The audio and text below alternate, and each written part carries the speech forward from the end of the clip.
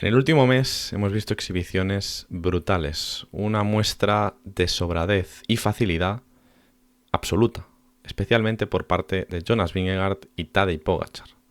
Vamos a hablar sobre si es aburrido o espectacular esto que están haciendo estas dos leyendas del ciclismo en la actualidad.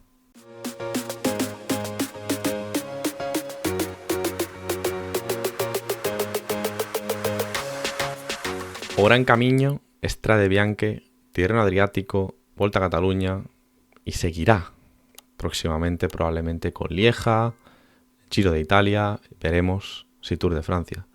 Son carreras que han pasado a la historia o que van a pasar a la historia por no tener historia, pero gracias a o por culpa de ciclistas que serán historia y que son historia ya de este deporte como Tadej Pogačar y Jonas Vingegaard, los dos grandes vueltómanos del momento. Y el problema, y yo pienso que es un problema, es que estos dos ciclistas no coinciden. Y esa es la base de mi argumentación para decir que esto, para el aficionado, para sentarte en el sofá a ver la televisión, es algo aburrido. Es así. No puedes venderle a la gente que es espectacular ver cómo Pogačar sale en zona mixta antes de empezar la carrera a decir que va a atacar a 80 de meta, ver cómo ataca a 80 de meta, nadie puede seguirle y saber perfectamente en ese momento que se ha acabado la carrera.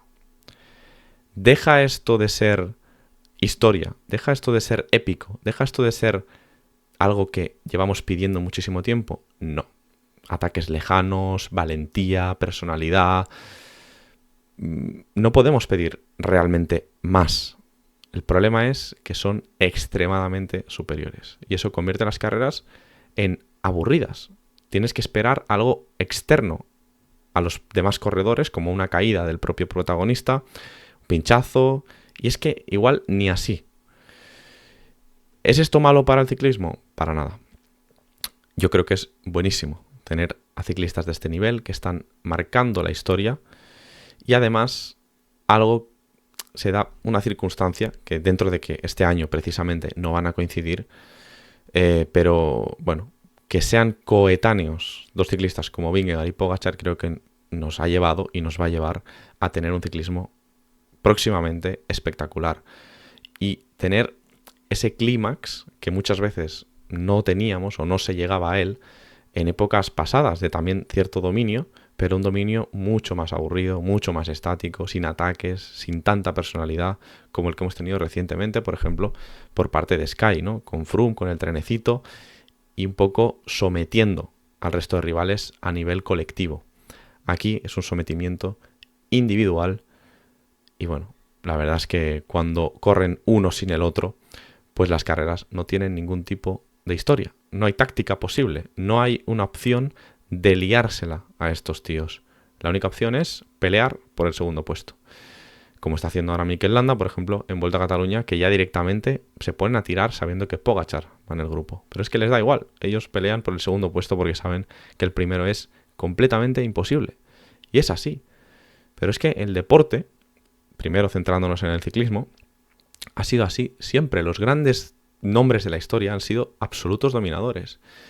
Y luego se puede dar la circunstancia, como estoy contando, de la coetaneidad, de que en esa época de tanto dominio, dominen dos, dominen tres. Pero cuando coincide, como en los años 70, que domina uno, porque es extremadamente superior, en el caso de Eddy Merckx, pues te encuentras con que un tío que por características físicas no es el grandísimo escalador de la historia, sí que era un excelso escalador, por supuesto, contrarrelojista, sprinter, era todo lo que quisierais, el mejor deportista para muchos de todos los tiempos y seguro que el mejor ciclista.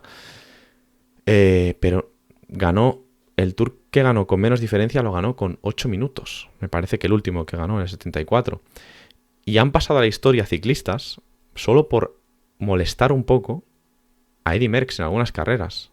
Obviamente, no solo por ello, sino por ser muy buenos también, pero no han sido realmente rivales. No hay un rival que haya pasado a la historia por alternarse las victorias con Eddy Merckx, como si pasará probablemente con Pogačar y Vingegaard, ¿no? Aunque por ahora en el Tour yo diría que gana Vingegaard 2-0. Pero bueno, hay otras carreras, París-Niza el año pasado y Lombardía en alguna ocasión en la que Pogačar ha salido vencedor, ¿no? Gente como el Tarangu, José Manuel Fuente, como Luis Ocaña, que obviamente han sido enormes ciclistas, leyendas para el ciclismo español, pero han sido coetáneos de Eddy Merckx y no han podido realmente ser rivales del todo de Eddy Merckx, pero han pasado la historia por hacerle cosquillas, por molestar un poco a Eddy Merckx. Al final pasan la historia como ciclistas que han podido molestar un poco a Eddy Merckx. Felice Gimondi también, ¿no? Pero ahora estamos en una época distinta. Estamos viendo estas exhibiciones, son exhibiciones, por supuesto, son espectaculares. Yo pienso que no, son aburridas de ver. A la vez podemos también disfrutar, ¿no? Y decir, ostras, vengo de un ciclismo en el que nadie ataca, nadie se mueve y ahora hay un tío que a 50 de meta no tiene miedo. Pero es tal la superioridad que es entendible, y yo creo que es algo que es difícil argumentar en contra, que es aburrido, que una vez ya está solo por delante, pues ver a un corredor rodar y ver cómo los demás van a aspirar como mucho a un segundo puesto, pues no es lo más entretenido del mundo. Pero insisto, la parte positiva, vamos a quedarnos con ello, es que en el próximo Tour de Francia, en la gran carrera, en el gran escenario, en el gran circo del ciclismo, van a estar los dos y es por lo que tenemos que rezar todos, porque lleguen en plenitud de condiciones, sin lesiones, sin caídas, sin fatiga excesiva del Giro de Italia, especialmente por parte de Tadej Pogačar, para tener una carrera espectacular y tener ese clímax que en el ciclismo anterior, no muy atrás, hay que irse para ese ciclismo anterior, no teníamos. Y luego, un dato importante es que, bueno, hoy en día tenemos la televisión, que es algo que, por supuesto, ha mejorado muchísimo. Tenemos retransmisiones íntegras incluso de las grandes carreras. Nos permiten ver estas cabalgadas que antes eran míticas y hoy en día, pues ya ves, estoy haciendo aquí un vídeo diciendo que son aburridas. Pero no dejan de ser míticas. ¿Qué pasa? Que cuando Coppi, cuando Bartali, cuando Merckx, incluso Hinault las hacían, pues veías algún vídeo, algún resumen, la última hora de carrera, pero no podías ver cómo atacaban a 100 de meta para ese solos. Y eso, estoy seguro que también habría sido aburrido, aunque fuera histórico. Y bueno, no es, por supuesto, ninguna queja. Es, de hecho, muy disfrutable ver cómo estos ciclistas van con esa ambición. Pogačar quiere ganarlo absolutamente todo. Pero es cierto, es innegable, que si no coinciden, el espectáculo, la variedad táctica, el tú a tú, uno contra uno, equipo contra equipo incluso, se pierde, no existe. Y bueno, eso es con lo que tenemos que lidiar hasta el próximo Tour de Francia. Ojalá en próximos años coincidan en más grandes vueltas y así tengamos más pelea. Y es que la historia del deporte ha ocurrido siempre. Ha habido dinastías en deportes colectivos incluso, no solo individuales, donde la superioridad puede ser algo más marcada. En deportes de equipo hemos tenido en fútbol la selección brasileña, en rugby los All Blacks, Nueva Zelanda, en baloncesto los Boston Celtics de los años 60, que ganaron 11 campeonatos en 12 años. Es algo pues que de ver siempre lo mismo, pues al final uno como espectador se puede acabar aburriendo.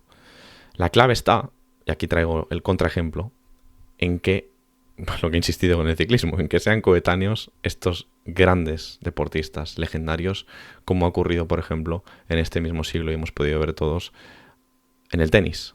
Los tres mejores de la historia coincidiendo y peleándose en los grandes eventos, en los Grand Slams, incluso por medallas olímpicas.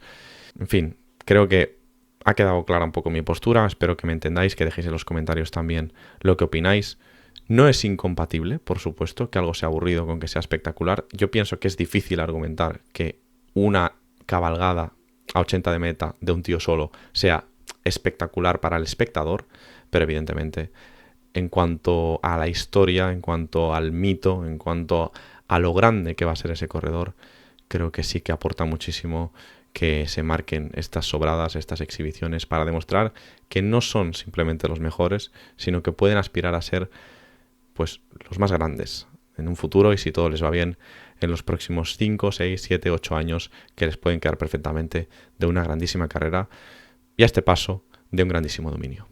Gracias por ver el vídeo, dejad un me gusta si habéis llegado hasta aquí y disfrutad como podáis, yo lo intentaré, de Pogačar y Vingegaard por su cuenta hasta que se encuentren en el próximo Tour de Francia, donde todos estaremos con las palomitas en la mano para ver cómo se pegan día tras día el uno contra el otro, para ver quién se consigue llevar la carrera más importante del calendario ciclista. Si je m'endors, me réveillerez-vous, il fait si froid dehors, le ressentez-vous?